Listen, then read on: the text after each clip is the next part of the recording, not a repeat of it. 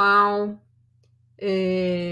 infelizmente eu não pude estar hoje aí com vocês, né, fisicamente, presencialmente, mas eu estou gravando esse vídeo para que você possa ouvir um pouquinho a minha voz aí nesse CIOSP, né, para que você possa aprender um pouquinho comigo através das palestras da Colgate. É sempre um prazer estar com o pessoal da Colgate, que sempre me apoia bastante, é parceiro meu em vários projetos que temos juntos, né?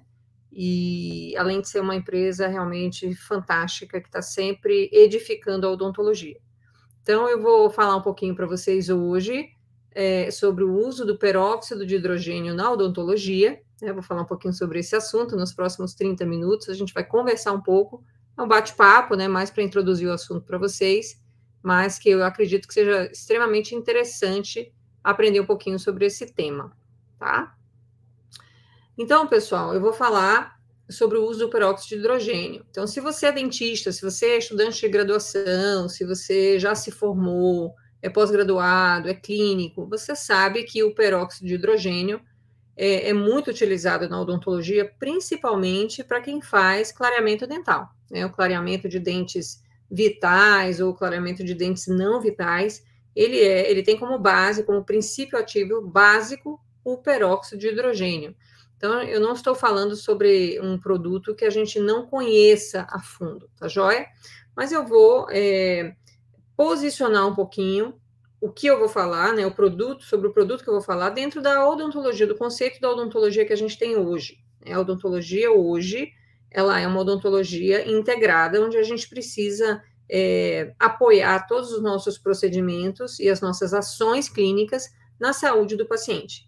Então, essa pirâmide é uma pirâmide que eu gosto muito, e ela fala sobre o nível, né, de importância que a gente tem nas camadas que a gente utiliza dentro da odontologia. Então, a saúde estaria sempre em primeiro lugar, depois a gente vai deixar que o paciente tenha uma função adequada, aí a gente evolui para a estética, que na grande maioria das vezes é o que motiva o paciente a buscar a gente no consultório, aí a gente vai customizar esse tratamento, né, dando um tempero de identidade àquilo que a gente faz para o paciente, e tudo isso numa perspectiva de longevidade. Aí vem o termo sustentabilidade. Então, tudo que a gente fizer dentro da odontologia tem que ter esse tempero também da sustentabilidade, que é muito importante, tá?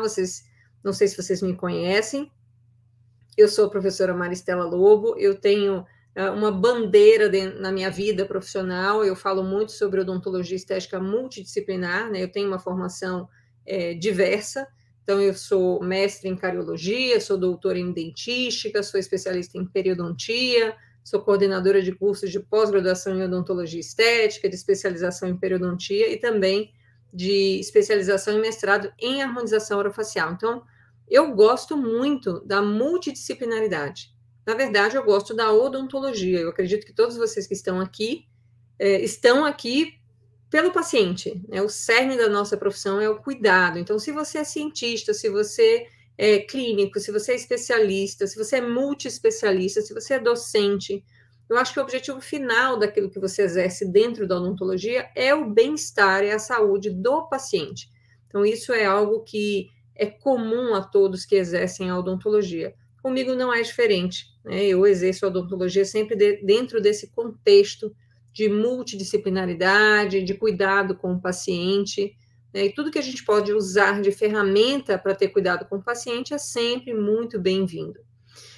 Como docente, eu gosto muito de falar sobre adequação de meio bucal, tá? Embora os alunos muitas vezes achem o assunto um pouco maçante, né? Não é tão interessante, por exemplo, como aprender uma técnica de cimentação, de preparo, de cirurgia plástica periodontal, só que a adequação é o que realmente garante sustentabilidade aos tratamentos que a gente faz no nosso paciente. Então, é sempre muito importante a gente cuidar bem dos tecidos, cuidar da interação entre os materiais restauradores e os tecidos, né? Dividir com o paciente essa responsabilidade sobre a adequação do meio dele. E aí entra, né, o assunto que eu vou falar, que é o peróxido de hidrogênio, que é mais uma ferramenta que a gente pode utilizar. Mas antes de falar disso, eu quero deixar claro para vocês que, independente, né, do que eu faça no meu paciente, eu preciso ter essa noção de que o paciente precisa ter uma saúde sistêmica boa, uma saúde bucal boa, um equilíbrio ecológico, né, uma simbiose ali entre os micro-organismos que o paciente tem na boca dele, dentro da cavidade bucal, e também um equilíbrio oclusal.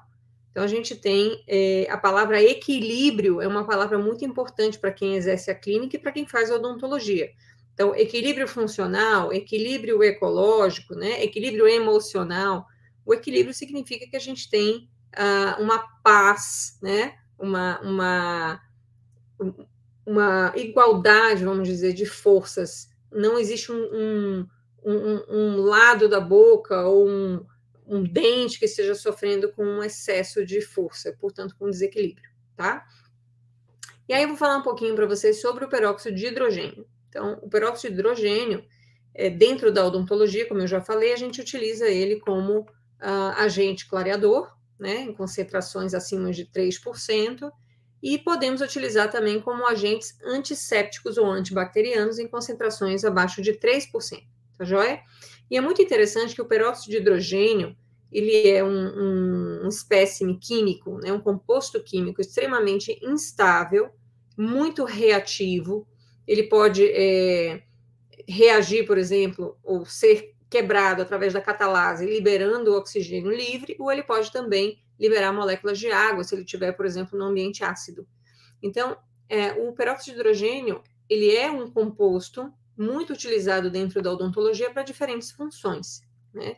Principalmente no clareamento dental, quando a gente tem concentrações acima de 3%, e na antisepsia, né, como um elemento antibacteriano e antiviral, quando a gente tem concentrações menores do que 3%.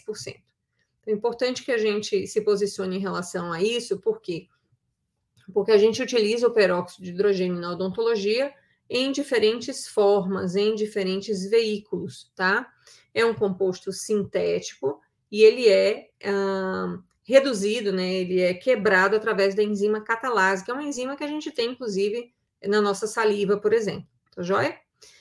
Alguns estudos, né, durante a pandemia, trouxeram a possibilidade do peróxido de hidrogênio dentro dos colutórios bucais, né, dos bochechos, de ter uma ação antiviral contra o vírus da Covid-19. Tá joia? Isso não foi comprovado com uma evidência científica forte, tá joia?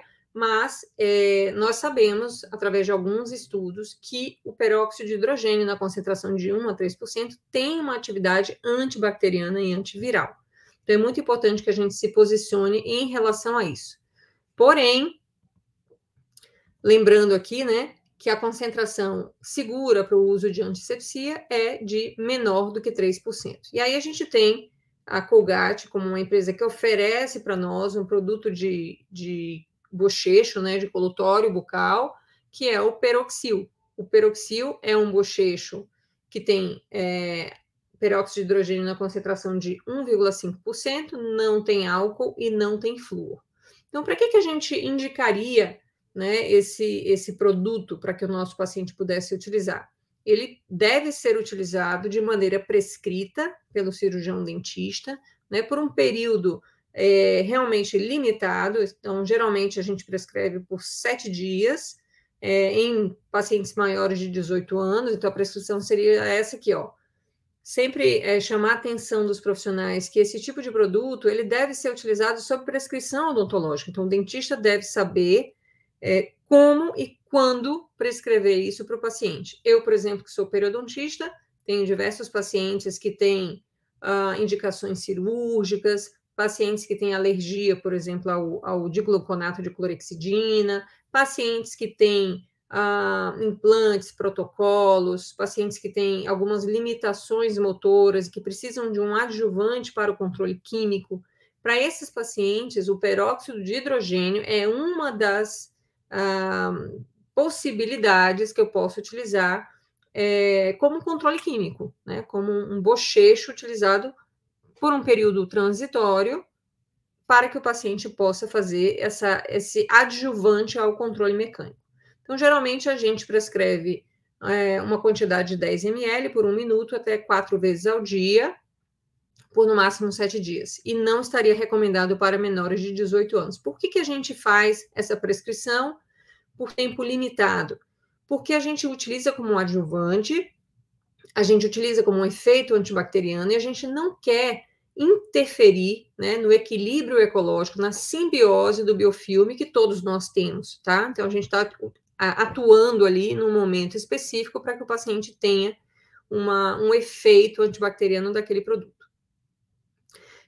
No e-book publicado recentemente pela professora Maria Luísa Oliveira, né, professor Jaime Cury, professor Cassiano Rosen, ela traz uma tabela de produtos odontológicos, eu gosto muito dessa tabela, e nessa tabela ela coloca os produtos que a gente tem disponíveis no mercado, tá joia? Então, dentre eles, o peroxilo da Colgate, está evidente aqui que ele não tem álcool, né? O princípio ativo dele é justamente o peróxido de hidrogênio na concentração de 1,5%, tá joia? Então, é uma opção segura que a gente tem. A Colgate é uma empresa séria, né? E ela realmente estuda, tem um químico que faz a composição dos produtos, e eu tenho certeza que é um produto que entrega grande estabilidade do princípio ativo para que a gente possa utilizar na clínica.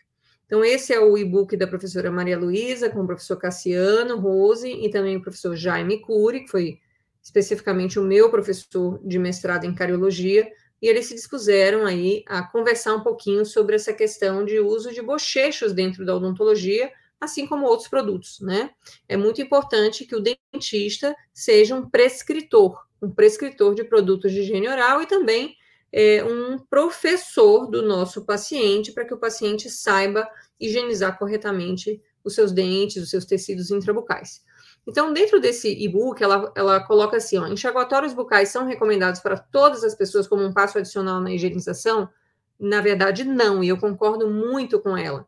Os enxaguatórios bucais, eles têm indicações específicas e devem ser prescritos pelo profissional após a avaliação do paciente e verificação dos benefícios e efeitos adversos relacionados ao uso desses produtos. Então, a gente deve customizar, né? O nosso tratamento, ele tem que ter uma identidade. Então, tem paciente que realmente precisa desse tipo de colutório.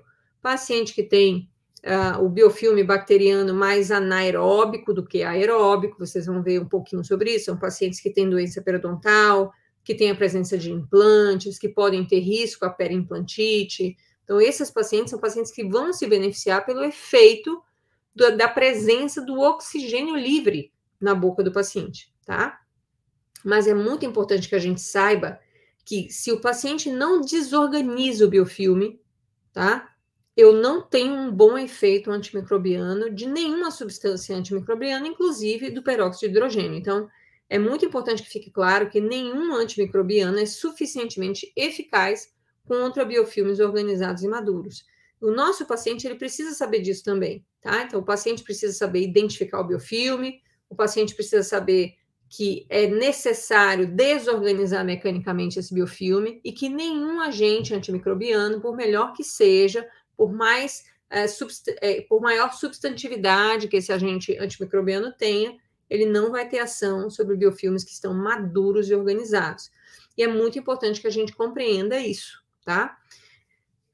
Dentro do e-book do professor Jaime Cury, a gente consegue esse esquema, né? A gente consegue visualizar esse esquema, que é um esquema bem interessante, onde ele divide o tipo de biofilme. Então, eu tenho à esquerda, em azul, né, o desenvolvimento de um biofilme essencialmente cariogênico, né, banhado por açúcares, na grande maioria sacarose, em que a consequência final da ação desse biofilme vai ser a desmineralização do dente e a formação da lesão de cárie.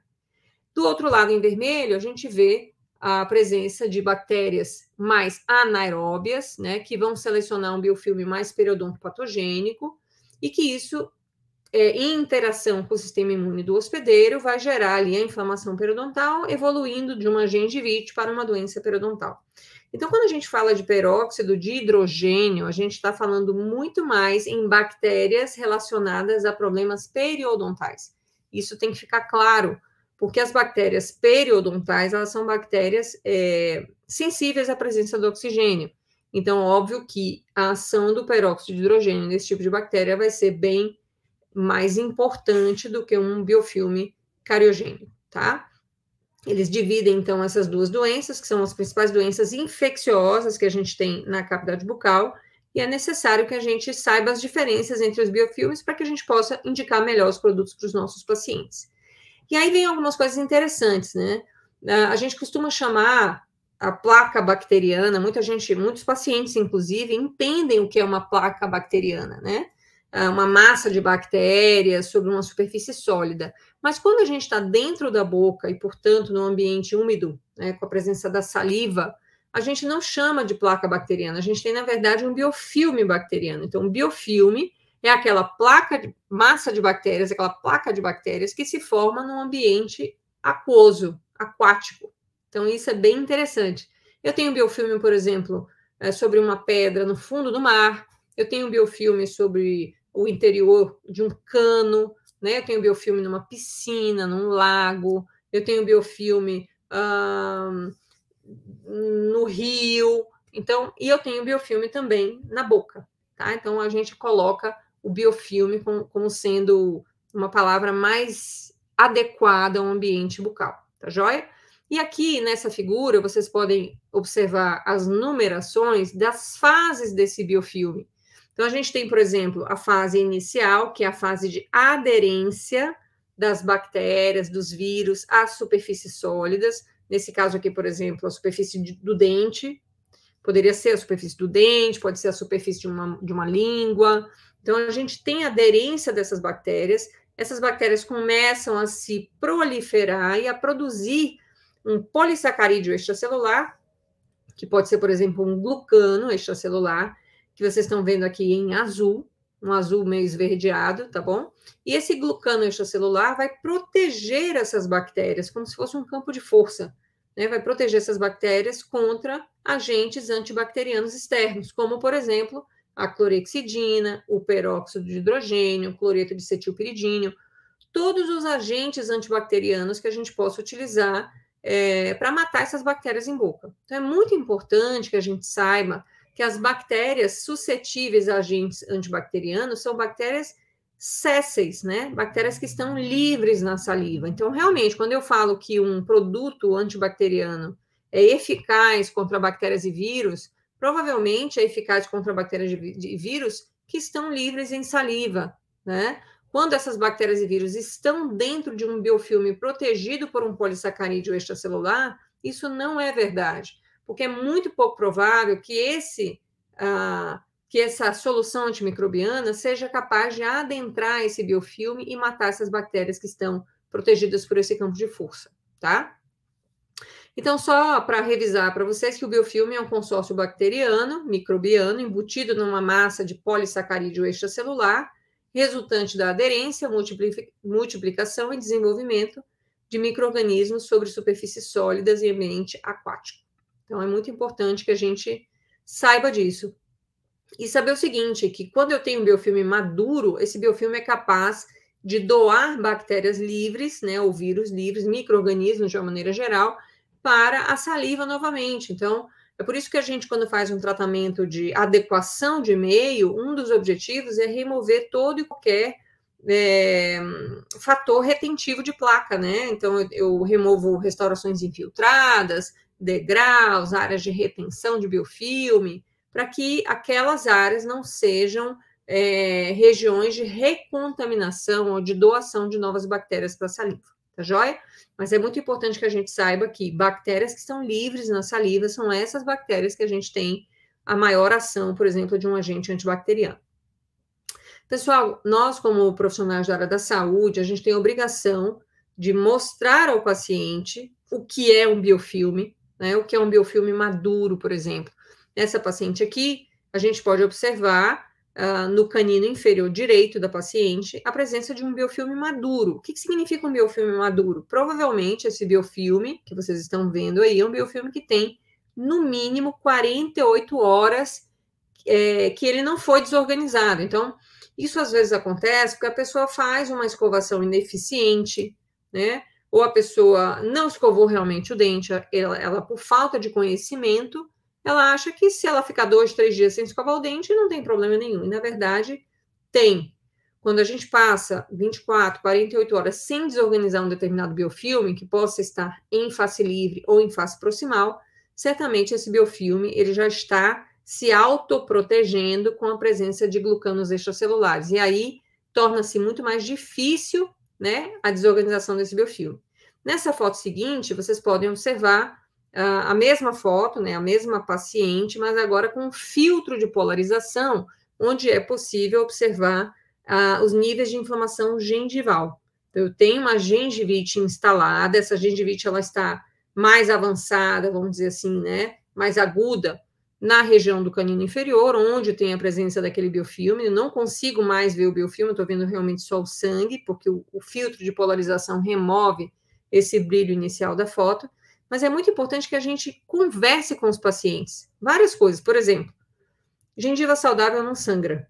Gengiva saudável não fica numa coloração avermelhada como essa que está aqui. Dentes limpos não aparecem rugosos ou opacos no espelho, numa luz, numa foto. Então, muitas vezes o paciente ele não sabe identificar o biofilme, mas ele deve fazer isso, ele deve ser ensinado a fazer isso. Então, aqui, obviamente, você está vendo uma foto, né, com um aumento, uma projeção um pouco maior, mas é possível observar a presença do biofilme grumoso, maduro, né, de mais de 24 horas, de mais de 48 horas. Esse biofilme, ele não está sendo corretamente desorganizado. Muitas vezes o paciente passa mais de um dia, mais de 24 horas sem desorganizar esse biofilme. E ele, por falta de informação, não vê problema, né? Não identifica que isso seja um problema. Então, a gente, como profissional de saúde, a gente precisa estabelecer algumas regras e o paciente precisa saber dessas regras também. Por exemplo, não existe um só produto de higiene oral para todos os tipos de pacientes e suas demandas. Então, por isso é que o cirurgião dentista ele deve ser um prescritor de produtos de higiene oral específicos para a necessidade de cada paciente. Então, essa seria a regra número 1. Quando o paciente diz assim, olha, eu uso essa escova e esse creme dental, ou esse bochecho, ou esse fio, há muitos anos, e todo mundo lá em casa também, meus parentes, meus amigos, todo mundo usa o mesmo produto. Tem alguma coisa errada, porque as pessoas têm demandas diferentes, né? Tem gente que tem problema de gengiva, tem gente que tem problema de sensibilidade, tem gente que tem problema de dente, de cárie. Então, a gente precisa especificar o problema do paciente e direcionar o que a gente vai prescrever para esse paciente. A regra número 2, então, é exatamente essa. Os produtos de higiene oral devem ser prescritos pelo cirurgião dentista. Isso é muito importante. Regra número 3 seria adequar tipos e quantidades de creme dental para a faixa etária e para a necessidade do seu paciente. Então, por exemplo, crianças vão utilizar cremes dentais em quantidades muito pequenas. Adultos vão utilizar cremes dentais no tamanho, por exemplo, de um grão de ervilha. Então, é muito importante que a gente adeque as quantidades de creme dental e de produtos para a faixa etária. Outra regra, que seria a regra número 4, é justamente aquilo que a gente estava conversando sobre o biofilme. Ensinar o paciente a identificar o biofilme e a perceber os sinais básicos dos desequilíbrios bucais. Manchamentos, sangramentos, mobilidade dental, né, mau cheiro, alterações de cor. Tudo isso são sinais de que a boca não está saudável, a gengiva não está saudável, o dente não está saudável. Mas a gente precisa fazer com que o paciente faça o autoexame, né, da boca. Então, por exemplo, uma paciente como essa, se ela chegar a aproximar os seus dentes do espelho num ambiente bastante iluminado, ela vai observar a presença do biofilme no seu dente. Eu não precisaria, por exemplo, corar esse biofilme para que essa paciente possa identificar a presença desse biofilme. Então, a gente precisa mostrar ao paciente, a gente precisa dizer o que é o biofilme, quais são as características, por que ele pode ser bastante patogênico, por que eu tenho que desorganizar mecanicamente esse biofilme com uma escova de dente, com fio dental, com uma escovinha interdental, e por que um bochecho, por exemplo, somente o bochecho, sem a desorganização mecânica do biofilme, não teria eficácia matando essas bactérias, porque elas estão autoprotegidas dentro do biofilme, tá? Então, corar o biofilme é uma opção para alguns profissionais, mas a gente precisa ensinar os nossos pacientes a observar o biofilme sem a necessidade do corante. Essa é a minha opinião, tá?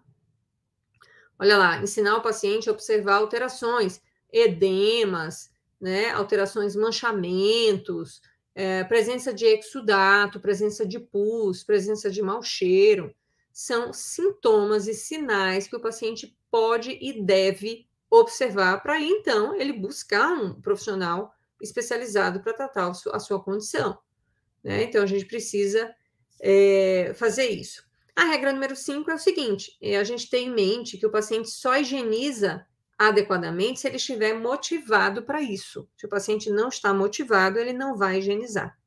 Então, é muito comum o paciente acreditar que um bochecho, né, que um colutório, vai eliminar totalmente as bactérias da sua boca, mas não realmente enfatiza aquilo que é necessário, que é a desorganização mecânica do biofilme.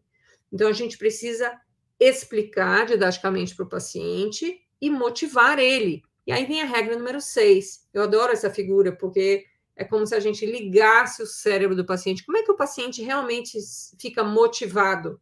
A motivação, ela advém do conhecimento. Então, a gente precisa transferir conhecimento para o paciente, ser didático com o paciente, para que ele possa compreender qual é a necessidade da higienização, do uso da escova adequada, do uso de um creme dental específico, do uso do fio dental e também, em algumas situações, do colutório, quando prescrito pelo cirurgião dentista. Tá joia? Então, gente, o controle do biofilme bacteriano é fundamental e é o controle mecânico o soberano. Em algumas situações, o controle químico, e aí entra o peroxil que a gente veio conversando desde o início da aula, tá joia?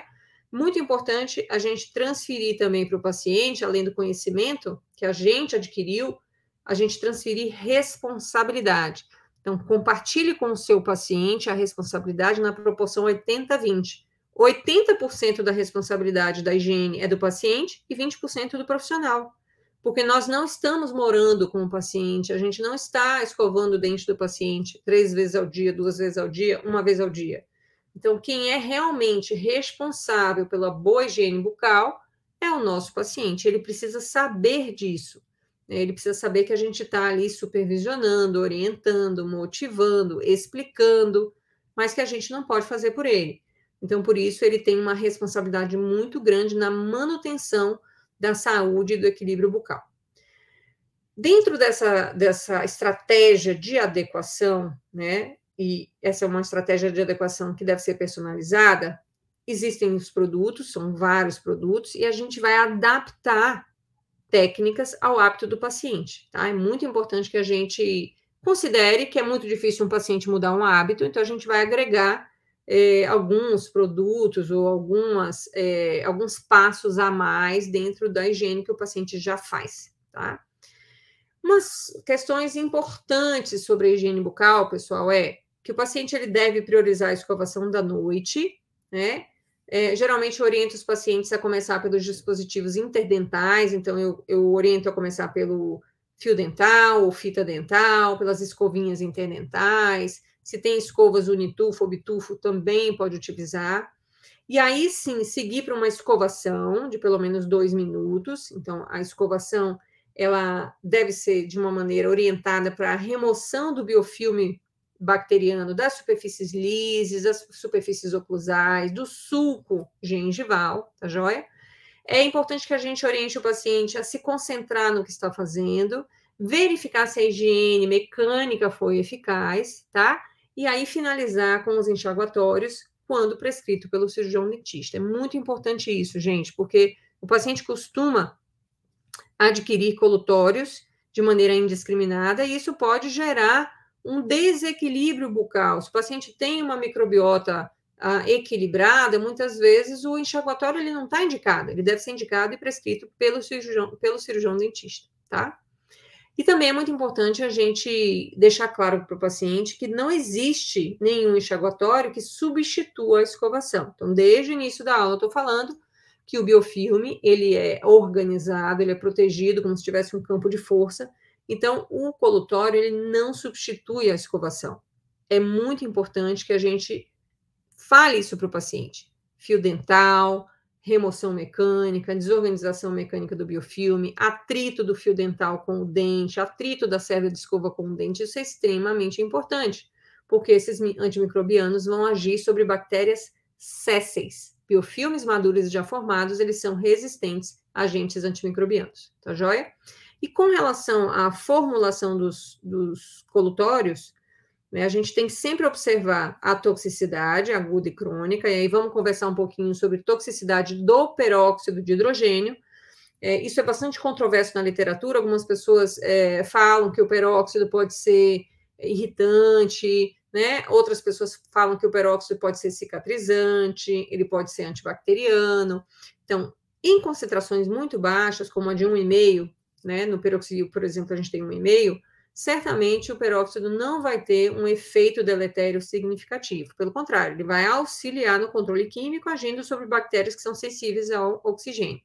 Então, nesse caso, a gente tem segurança para utilizar esse produto, porque vários estudos, inclusive, colocam que o peróxido de hidrogênio ele pode ser realmente danoso quando eu tenho concentrações acima de 30%. Ele pode ser corrosivo, ele pode ser cocarcinogênico, né? Ou em concentrações até um pouquinho maiores, e por isso, quando a gente está fazendo um clareamento de consultório, por exemplo, que tem concentração de 35%, a gente protege ali as mucosas, protege a gengiva para que não tenha contato com esse agente, tá joia?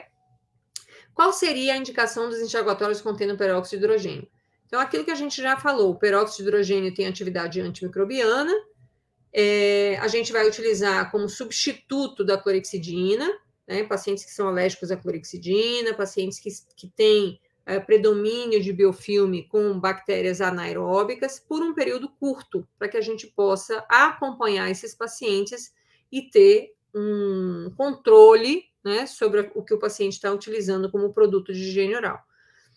Esses produtos, eles estão indicados muito mais para pacientes periodontais, né, e pacientes que possuem implantes, portanto, pacientes que têm tendência a biofilmes periodontopatogênicos, biofilmes que são sensíveis à presença do oxigênio. Em alguns estudos, a gente, além do efeito antimicrobiano que o peróxido de hidrogênio traz, ele também traz a possibilidade de redução de manchamento. Então, pacientes que são fumantes e também têm doença periodontal, a gente sabe que tem uma correlação, né, entre o uso do tabaco e a ocorrência das doenças periodontais, a gente pode, em alguns momentos, associar o peróxido de hidrogênio também como um agente químico a ser utilizado como adjuvante na escovação. Então, observem nessa foto, vocês observem bastante o biofilme grumoso, um biofilme extremamente organizado. Quando o biofilme está assim formado, nenhum colutório funciona, gente. É muito importante que a gente faça a desorganização desse biofilme, tanto com técnicas de escovação, né, e dispositivos interdentais, mas também através do tratamento periodontal, de raspagem e alisamento radicular. Então, durante o tratamento periodontal, em algumas situações eu utilizo, né, eu prescrevo para o paciente o peroxil para ele ficar utilizando até para reduzir o manchamento com a clorexidina. Às vezes, algumas situações eu faço a união, né? O paciente vai utilizar os dois colutórios, o Periogard, que contém a clorexidina 0,12%, e o peroxil. E o uso do peroxil vai diminuir o manchamento que é causado pela clorexidina, como efeito adverso. Então, muitas vezes a gente tem pacientes com controle químico longo de um mês, 2 meses durante o tratamento periodontal, e aí você pode intercalar o uso dos dois produtos para diminuir o manchamento causado pela clorexidina. Então, os pacientes periodontais, eles são candidatos a que a gente faça essa prescrição do peroxil. Nesse estudo de 2009, por exemplo, é um estudo muito interessante porque ele traz uma evidência de que os pacientes que têm doença periodontal são pacientes que possuem deficiência de higiene oral. Então, a gente tem que fazer todo o esforço necessário, né, para convencer esse paciente, para educar esse paciente a fazer a melhor higiene possível, o melhor controle de biofilme bacteriano possível, mecânico e químico, muitas vezes. Então, porque senão ele vai evoluir com doença periodontal. Eu, como periodontista, adoro essa especialidade, né? Eu faço, na verdade, tanto a periodontia como a reabilitação oral. Eu trato bastante paciente periodontal, sei que eles têm muita dificuldade de controle de biofilme, são pacientes que eles devem ser monitorados e motivados o tempo inteiro, mas é possível conseguir resultados muito interessantes do ponto de vista de reabilitação e também de manutenção dos níveis de saúde bucal e de saúde periodontal com o passar do tempo. Mas é importante que a gente esteja sempre atento, né, ao paciente, motivando, explicando para ele, fazendo um rodízio de substâncias e produtos de higiene oral, explicando por que a gente está utilizando estrategicamente um determinado produto. Então, o paciente se sente acolhido, ele se sente cuidado, quando ele vê que o profissional que está cuidando dele sabe bastante sobre um determinado assunto, principalmente cuida da saúde dele, tá? Esse é um dos artigos que fala sobre a eficácia, né, e a segurança do uso do peróxido de hidrogênio na odontologia. Então, é aquilo que eu falei para vocês, tudo é antídoto e veneno, depende da dose, né? Então, em doses baixas, em curtos períodos de tempo, nós não temos problemas nenhum com o uso do peróxido de hidrogênio, pode ser utilizado. Esse estudo do Rastuk de 2004, por exemplo, traz um benefício, um claro benefício do uso do colutório de peróxido de hidrogênio a 1,5 na redução da gengivite, no tratamento da gengivite. Então, eles avaliaram bastante pacientes, né? Avaliaram, por exemplo, índice de sangramento, índice gengival, índice de placa, manchamento, né? Extensão e intensidade do manchamento, e aí tiveram um grupo teste, um grupo placebo, onde o grupo teste teve uma redução, né, uma melhora significativa dos índices gengivais, né, ou seja, redução de gengivite significativa, onde a gente pode ver nesse gráfico aqui à direita. Então, no placebo, eu tive um aumento da gengivite, e no grupo teste, eu tive uma redução da gengivite bastante significativa, comparativamente ao baseline. Só que nesse estudo, pessoal, eles utilizaram o produto durante 6 meses, tá? 6 meses. Então, a gente não tem... eu não tenho, por exemplo, no meu histórico de atendimento clínico, um controle químico tão longo por 6 meses. Hoje, os tratamentos periodontais, eles são mais rápidos, mais otimizados, né? A gente faz tratamentos cirúrgicos e não cirúrgicos, então a coisa é mais objetiva e a ênfase é dada sempre ao controle mecânico do paciente. Mas, nesse estudo, é possível, né, a gente ficar ciente de que o peróxido de hidrogênio pode ser um adjuvante que tem realmente uma ação sobre a redução da gengivite. Então, como eu falei para vocês, o peroxil, na minha opinião, ele pode ser indicado a pacientes alérgicos à clorexidina, como adjuvante no controle químico do biofilme bacteriano, em pacientes hospitalizados e acamados, em pacientes que são portadores de implante. Tem uma outra indicação que eu acho fantástica para você que está me ouvindo aqui, e faz cirurgia plástica periodontal, que é o uso do peroxil pós-cirúrgico, né, para estancar o sangramento. A gente sabe que o peróxido de hidrogênio, ele reage, né, com o sangue, e ele estimula a coagulação sanguínea. Então, você tem uma redução do sangramento, o paciente fica um pouco mais confortável. É óbvio que você vai ter um sangramento no pós-cirúrgico imediato, mas bem mais reduzido pelo uso do peróxido de hidrogênio. Então, no meu consultório, eu costumo utilizar para esse objetivo também, que é muito interessante. Então, pessoal, finalizando aí o nosso bate-papo, eu queria deixar claro para vocês que decisões sobre os produtos de higiene oral requerem conhecimento científico e clínico, além da capacidade de individualizar as necessidades de cada paciente. Então, o peroxil é um dos produtos que a gente tem à nossa disposição. É sempre muito importante que a gente saiba composição química, né? Qual é o modo de ação de cada produto, se tem algum paciente que pode ser alérgico àquele determinado produto, e empregar o produto direcionando para uma estratégia clínica bem mais interessante e individualizada. Tá joia? Eu espero ter ajudado vocês, vou deixar aqui meu Instagram, meu e-mail, né, meu canal do Telegram, meu YouTube e o meu site. E também queria deixar vocês à vontade para abordar o pessoal da Colgate, se vocês tiverem alguma dúvida, né, algum comentário, se vocês gostaram da aula e têm um elogio a fazer, que vocês procurem o pessoal da Colgate, né, e aí eles vão entrar em contato comigo e assim que possível a gente devolve a vocês o que vocês estão solicitando, tá joia? Então eu gostaria de agradecer, né? Agradecer a oportunidade de estar aqui falando para vocês. Falei demais, falei bastante. Eu espero que tenha sido proveitoso. Bom CIOSP!